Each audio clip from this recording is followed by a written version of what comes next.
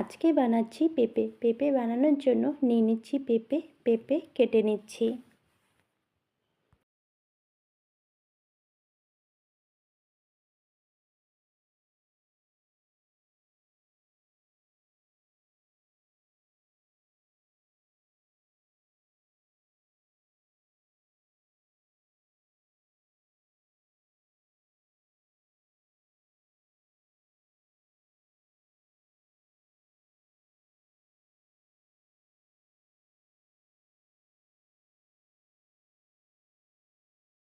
পেঁপে কাটা হয়ে গেছে, এখন গ্রেট করে নিচ্ছি।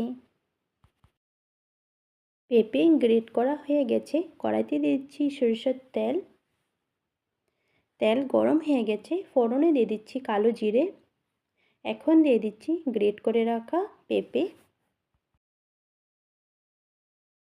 এখন দিয়ে দিচ্ছি হলুদ গুঁড়ো, স্বাদ মতো নুন। নুন হলুদের সাথে পেঁপে খুব ভালো করে ভেজে নিচ্ছি। ঝালের জন্য দিয়ে দিচ্ছি চেরা কাঁচা লঙ্কা।